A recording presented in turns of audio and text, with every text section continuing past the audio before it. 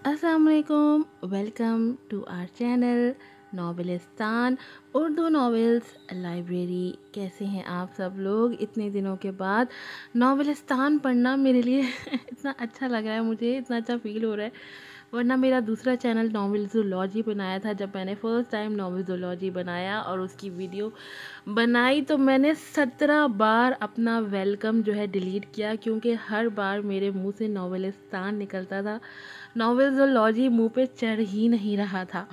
इतनी मोहब्बत और इतनी प्यार से मैंने ये चैनल बनाया था और ये डिमोनेटाइज हो गया था, क्योंकि मुझे पता नहीं था। मैं बार बार वेलकम वीडियोस जो है ना एक जैसी लगा रही थी, जिसके ऊपर रेपिटेटिव कंटेंट आ गया। मैंने बहुत हाथ पैर मारे, मुझे पता चल जाए कि ये रीयूज कंटेंट क्यों आ रहा है, जबकि मेरे जितने नॉवेल्स हैं वो सब न्यू है, कोई भी इसके अंदर कॉपीड नॉवेल नहीं है। तो मुझे समझ ही नहीं आ रहा था, इतने मैंने हाथ पैर मारे लेकिन किसी ने भी कोई इन्फॉर्मेशन नहीं दी।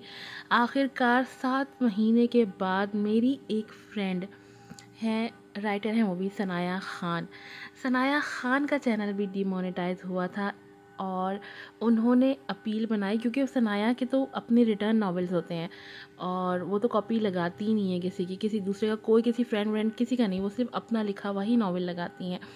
फिर उन्होंने एक अपील रील बनाई और उनका जो है ना वो चैनल जो है ना वो मोनेटाइज हो गया और उन्होंने अपनी वो सैम्पल रील मुझे दिखाई और तो मुझे पता चला कि अपील रील बनाते कैसे हैं एक्चुअली में। मैंने इवन लोगों को पैसे दिए कि मुझे अपील रील बनाना सिखा दें, लेकिन किसी ने भी पैसे ले के भी मुझे नहीं बताया। आजकल का सबसे बड़ा अलमिया यही है कि लोग पैसे ले के भी काम नहीं करते। खैर, मैं तो बहुत ज़्यादा शुक्रगुज़ार हूँ सनाया ख़ान की, कि जिन्होंने मुझे अपील रील अपनी दिखाई जिस पे उनका चैनल मोनेटाइज हुआ था। और फिर मैंने वैसे ही देख के जो है ना, वो जो बच्चे कॉपी करते हैं ना 10-10 सेकंड उनकी रील देख के, और 10-10 सेकंड मैंने जो है ना अपनी रील बनाई है। और आप यकीन करें, जब मैंने वो अपील रील सबमिट की है, 4 आवर्स के अंदर मेरा चैनल वापस से मोनेटाइज हो गया। मुझे ऐसा लगा जैसे मैंने कोई दुनिया की बहुत बड़ी जो है ना वो अचीवमेंट हासिल कर ली हो। हालांकि इस चैनल से मुझे कोई ख़ास अर्निंग नहीं है और अब तक मुझे इस चैनल से कोई पैसे नहीं मिले हैं। स्टिल मैंने इस चैनल पे बहुत मेहनत की थी, रातों को जाग जाग के मैंने जो है ना वो इसके ऊपर वीडियोस वॉइस डब करके लगाई थी। और ये सारा मैसेज मेरा उन लोगों के लिए है जो हिम्मत हार लेते हैं। मैंने हिम्मत नहीं हारी। एक बार मेरी अपील रद्द हुई, 2 बार रद्द हुई, 3 बार रद्द हुई और इन 9 माह के दौरान मेरी तकरीबन 7-8 बार जो है ना मेरी अपील रद्द हुई है। और इवन मैंने इनसे चैट की, यूट्यूब चैट ऑप्शन है आपके, उसमें जाएं तो मिलता है यूट्यूब स्टूडियो, जो आप मोबाइल में खोलते हैं उसके अंदर चैट का ऑप्शन है। मैंने कोई 4 घंटा चैट किया होगा इनसे। मैंने जो है ना इतना बहस किया मत पूछे, मैंने ज़िंदगी में इतना बहस किसी से नहीं किया होगा। और जो है ना पहले वो अटेंडेंट जो फर्स्ट टाइम में आते वो, फिर उसने अपने मैनेजर, आखिर में उसने कहा आप, मैं अपने मैनेजर को बुला लेती हूँ, आप तो समझ नहीं रही हैं। फिर उसका मैनेजर आ गया, मैंने उससे भी इतना बहस किया और आखिरकार उसने हाथ खड़े कर दिए। कहता मैं अपने टीम मैनेजर से आपकी बात करा देता हूँ, क्योंकि आप मेरी बात समझ, कि मैं समझना ही नहीं चाहती थी, मैं इतनी ज़्यादा डिसहार्टेड थी। और उसके टीम मैनेजर ने भी एट दी एंड कह रहा था कि हाथ जोड़ने की जो है ना कसर रह गई, आपने मुझे इतना ज़िज कर दिया है। लेकिन इन लोगों को एहसास नहीं होता कि हम लोग कितनी मेहनत से वीडियोस बनाते हैं और हमें पता भी नहीं होता। दरअसल इसके रूल्स भी वाज़ेह नहीं है, कौन सी चीज़ इनको बुरी लग जाए, कोई वाज़ेह रूल्स एंड रेगुलेशंस ही नहीं है। किसी का तो हाथी भी निकल जाता है, किसी की दुम भी सदियों के लिए फंस जाती है वाली मिसाल है। चले, बहुत लंबी तकरीर हो गई, अब हम बढ़ते हैं अपनी एपिसोड की तरफ। आपके लिए लेकर आई हूँ मेरा सौदागर मेरा दिलदार की एपिसोड नंबर 18। ये सारा मैसेज उन लोगों के लिए, बहुत सारे मैसेजेस मुझे अपने नॉवेलॉजी इंस्टाग्राम पे मौसूल होते हैं कि हमारा चैनल मोनेटाइज नहीं हो रहा, रीयूज़ कंटेंट का इशू आ रहा है। तो उनके लिए मैंने इतनी लंबी तकरीर की है कि आप लोग जो है हिम्मत ना हारें, एक ना एक दिन ज़रूर आप लोग अपना मकसद अचीव कर लेंगे। चलें बढ़ते हैं अपनी एपिसोड की तरफ। जल्दी से चैनल को आपने सब्सक्राइब करना है और रिव्यू लाजमी देना है, लाजमी सब्सक्राइब करना है। आप लोग साथ नहीं देते, वीडियो देखते हैं, प्लेलिस्ट को भी फॉलो करते हैं, लेकिन आप लोग चैनल को सब्सक्राइब नहीं करते। प्लीज़ सब्सक्राइब किया कीजिए। बढ़ते हैं एपिसोड की तरफ। मेरा सौदागर मेरा दिलदार सीज़न 3 चैप्टर 2 किस्त नंबर 18। ये क्या कर रही हो तुम? बच्ची है वो, उसे तकलीफ हो रही है, छोड़ो उसे। यारम ने तड़प कर कहा था। अब तो वो अमल को कोई हल्की सी खरोच भी बर्दाश्त नहीं कर सकता था। माहिरा तो उसे डांट रही थी और यही सब देखकर यारम का दिल जैसे किसी ने मुट्ठी में ले लिया था कि उसकी बेटी के आंखों में आंसू आए और वो कुछ ना कर पाए। ये उसके लिए मर जाने का मुकाम था। ओहो यारम, ओहो यारम, सरदार शाह को भी दुख होता है। दर्द हो रहा है तुम्हें, तकलीफ हो रही है यूं अपनी बेटी को देखकर। जो तकलीफ इतने सालों से तुम मुझे देते आए हो, उस पर कभी दिल नहीं तड़पा तुम्हारा? कभी दुख नहीं हुआ? और आज यूं अपनी बेटी की आंखों में एक आंसू आ जाने से तुम तड़प कर रह गए हो। तो सोचो, क्या मेरा बाप मुझे देखकर नहीं तड़पा होगा? क्या उसकी आंखों में आंसू नहीं आए होंगे? क्या वो यूं पल पल नहीं मरा होगा जैसे अब तुम मेरे आगे गिड़गिड़ा रहे हो? माहिरा की आंखों में सख्त शदीद नफरत हलकोले ले रही थी। वो कहीं से भी पहले वाली माहिरा नजर नहीं आ रही थी जो आज उसके सामने खड़ी थी। वो तो कोई और ही थी, जिसमें एहसास नाम की कोई रत्ती बराबर भी चीज़ नहीं थी, जो अपनी बेटी और ख़ुद का मुकाबला कर रही थी। मगर वो ये भूल रही थी कि उसके हाथों में भी उसकी अपनी ही बेटी है, उसका अपना खून, जिसे वो अपने हाथों से दर्द दे रही थी। माहिरा, तुम पागल हो चुकी हो। अपना और अपनी बेटी का मवाजना क्यों कर रही हो? तुम जानती हो कि मैं बुरा था। हाँ, मैं नहीं तुम्हारा एहसास कर सका, तुम्हारे बाप का एहसास भी नहीं कर सका, मगर अब मुझे इस बात का यकीन हो चुका है और मुझे उसका शदीद पछतावा भी है। मगर तुम यूं नफरत में अंधी होकर अपनी बच्ची को नुकसान कैसे पहुंचा सकती हो? क्या तुम्हें उसके आंसू नहीं दिख रहे? क्या तुम्हें उसके तड़पने पर दर्द नहीं हो रहा? यारम के चिल्लाकर गुस्से से कहने पर माहिरा एकदम होश में आई थी और उसने अमल का चेहरा देखा था जो आंसुओं से तर था। उसे बेसाख्ता खुद पर गुस्सा आया। उसने फौरन अमल पर अपनी गिरफ्त हल्की की थी, जिसके बाइस अपना हाथ छुड़ाकर वो दोबारा से यारम की गोद में चढ़ती उसकी गर्दन में मुंह छुपा गई थी, जिस पर यारम ने भी तड़पकर अपने सीने में छुपाया था और उसे प्यार करने लगा था। वो कभी उसकी आंखें चूमता तो कभी उसका माथा चूमता और कभी उसके हाथ और कलाइयाँ जो माहिरा ने जोर से दबोच रखी थी और सुर्ख पड़ चुकी थी। यारम ने उसे शिकवा कुन आंखों से देखा और अमल को अपने सीने में कसकर भींच लिया कि कहीं माहिरा उसे फिर से उससे जबरदस्ती खींचकर जुदा करके न ले जाए। मगर यह लम्हा ज्यादा देर के लिए नहीं था। कितने डबल स्टैंडर्ड पर्सन हो ना तुम यारम सरदार शाह। अपनी बेटी के लिए और उसूल और दूसरों की बेटी के लिए और। तुमसे बड़ा मुनाफिक इंसान मैंने आज तक नहीं देखा। क्या ही अच्छा होता कि जो दिल तुम्हारा अपनी बेटी के लिए धड़कता है वैसा ही तमाम बाकी सबके लिए भी होता, तो आज हम इस नहज पर ना होते। वो उसे तंजिया लहजे में देखकर बोली तो यारम को पशेमानी ने आन घेरा था। सच ही तो कह रही थी वो। जो आज उसने दर्द महसूस किया था शायद ही उसने कभी किया हो। जितना प्यार करना है अपनी बेटी को कर लो, क्योंकि अब से मैं तुम्हें अपनी बेटी से मिलने बिल्कुल भी नहीं दूंगी और ना ही उसे कभी प्यार करने दूंगी। मैं अपनी बेटी पर तुम्हारी परछाई भी पड़ने नहीं देना चाहती। मैं इसे तुम्हारी तरह बिल्कुल भी नहीं बनाना चाहती।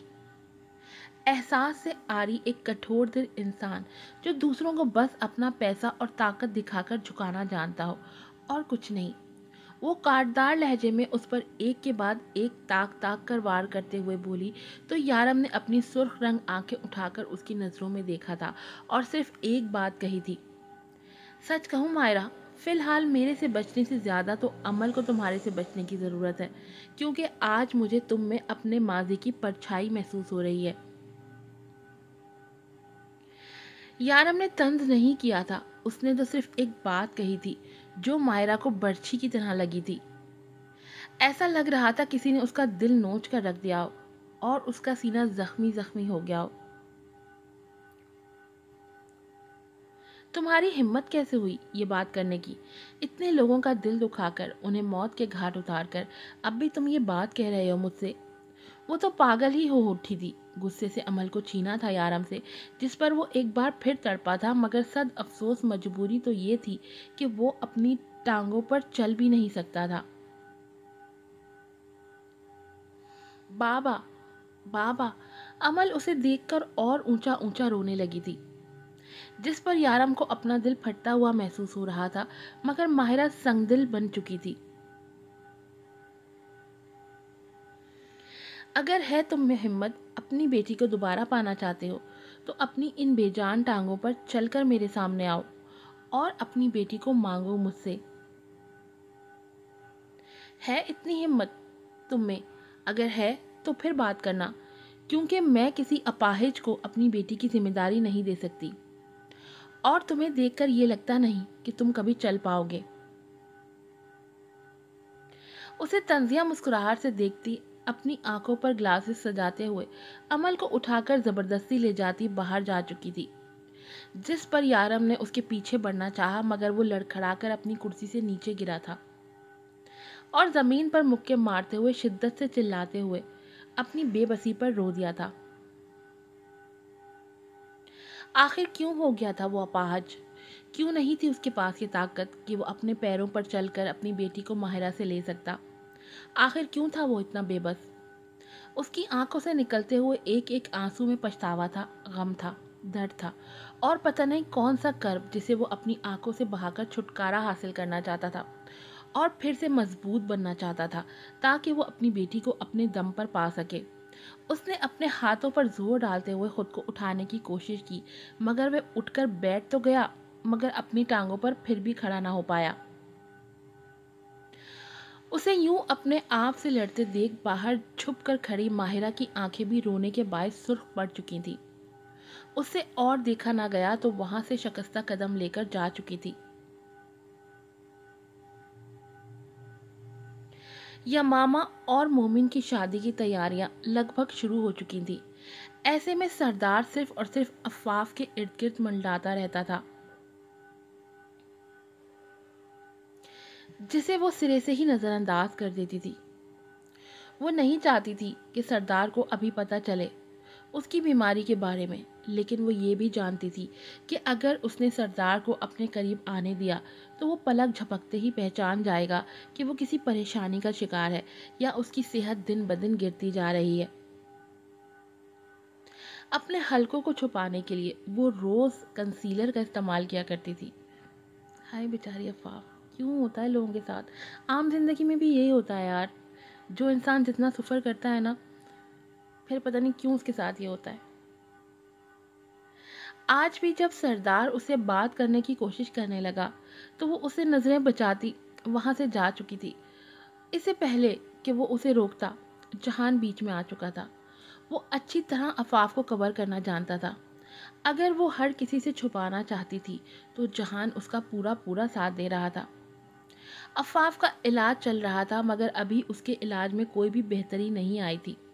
दूसरी तरफ अगर यमामा और मोमिन की बात की जाए तो मोमिन ने माहिरा का भी पता चला लिया था। मोमिन ने अपने एक जिगरी दोस्त रोयाम, जो कि फौजी था, उसे कहकर माहिरा का पता चलवाया था। इसलिए आज रात के पहर वो यहाँ मौजूद था, यमामा के कमरे में। वो जो दरवाज़ा बंद करता है, अपने ध्यान कमरे में दाखिल हुई थी।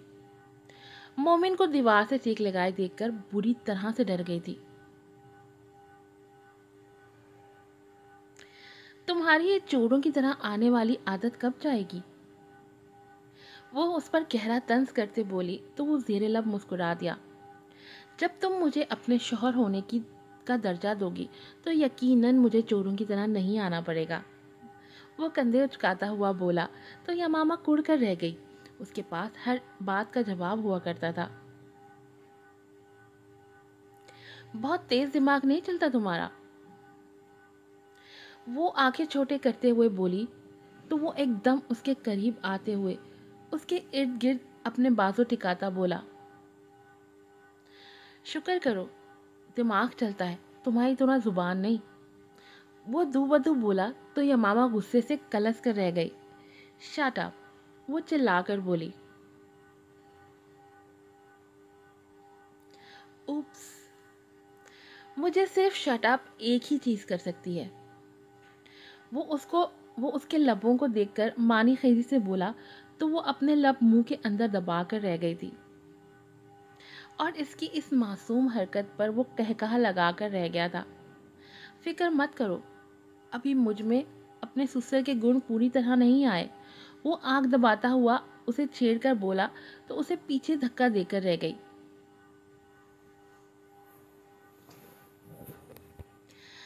तुम्हारे यहाँ आने का मकसद? वो सीने पर हाथ बांधे हुए बोली तो वो सीरियस हुआ था। मैंने तुम्हारी भाभी का पता चला लिया है, अब उसका इनाम तो बनता है मेरे लिए। वो जैसे अपनी काबिलियत पर शाबाशी चाह रहा था। उसकी बात पर यमामा हैरत ज़दा रह गई थी। क्या तुमने माहिरा को ढूंढ लिया? कहाँ है वो और कैसी है? वो बेताबी से आगे बढ़ते हुए बोली। उसे अपने घर की खुशियाँ अजीज थी। जब उसने इस घर को अपना मान ही लिया था तो उसके लोगों की खुशियाँ भी उसकी ही खुशियाँ थी।